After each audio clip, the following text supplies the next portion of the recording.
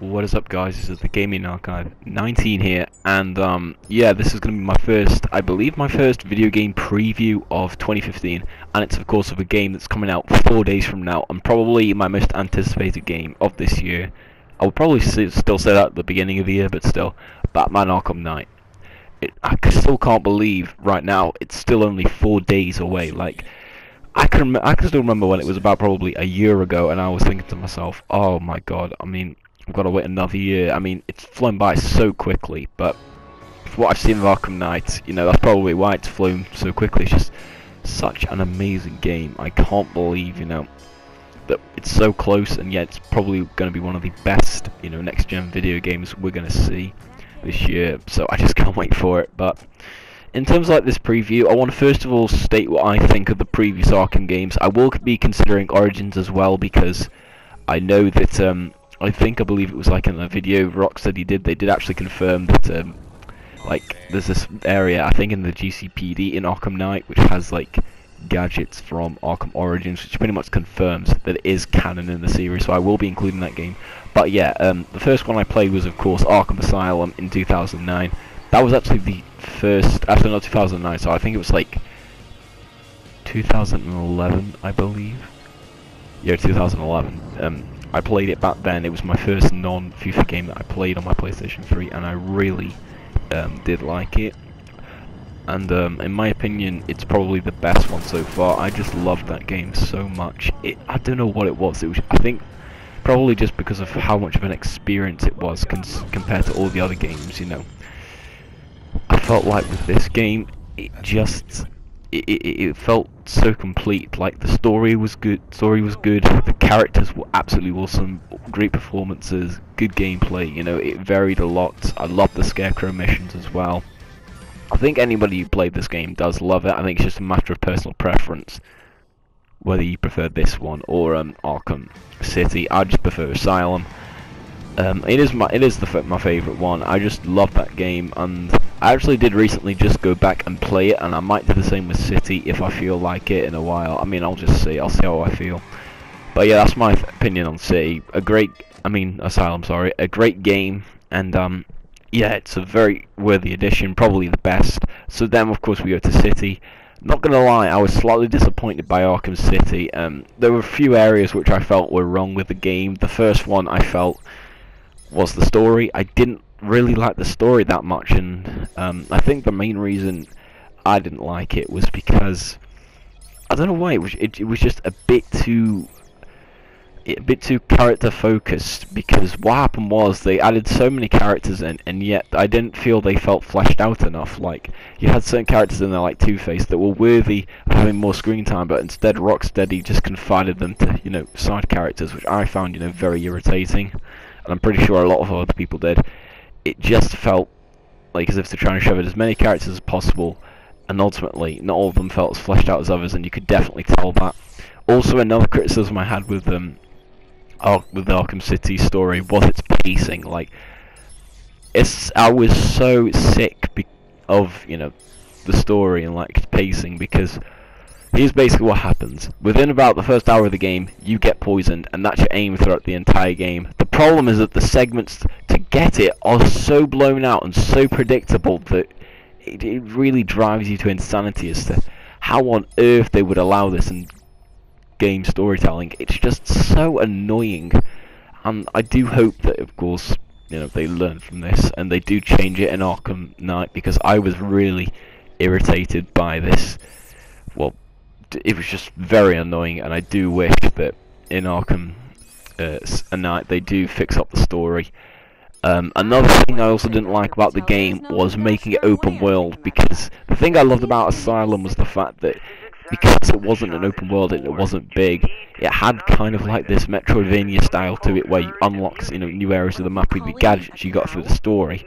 The problem with Arkham City was that it was open to the point where you could just essentially walk all the way through the map, and as soon as you got to the open world, you could walk around the map literally, and you could just go to every single place. It was so annoying, because it just kind of took away what made Asylum special for me. You know, with Asylum I felt very claustrophobic. In City I didn't, and I just didn't really like that theme. And yeah, that's pretty much it for the negatives. Apart from that, it was a very good game. I thought gameplay, in terms of gameplay, was better than Asylum. The characters were even better than City, although I was disappointed that SHAREfactory didn't return, but of course he's back at Arkham Knight, so I don't care. So yeah, and of course the what is it? The Riddler's Revenge bit, which is basically like all the combat fights and Predator rooms. I loved all of them too. I can't say I didn't enjoy them because I spent hours on their most trying to get the highest scores possible. So yeah, I would say City's a good game, but it was a bit of a disappointment considering I'd played Asylum and been blown away, then played this and I was thinking to myself, it's a good game, but I'm not sure if it's one that I would be giving a Game of the Year award to, but I guess that's just some people's opinion.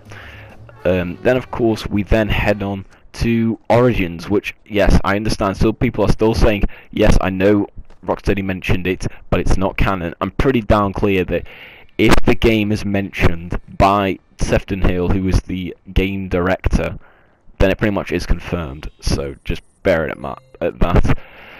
So yeah, Origins, I know I'm probably going to get like tons and tons of like hate in the comments now for saying this, but I actually do think that Arkham Origins is better than Arkham City, and there's a few reasons as to why. Number one, I felt the story was a lot better. I just thought it kind of complemented the characters more. It just felt that bit more polished than Cities. It also, in my opinion, I don't know what it was about it, but it just kind of helped. I don't know how to describe it, but I just enjoyed it more than City. I loved the characters that they introduced, like the risk of completely, ditching the voice actors of the original characters, like in the original two games, and swapping them with new ones. I thought was a very ballsy decision, but it paid off because I do think that Troy Baker's Joker, in my opinion, is better than Mark Hamill's, and also that Roger Craig Smith's Batman is better than Kevin Conroy's. Yep, I just said it then.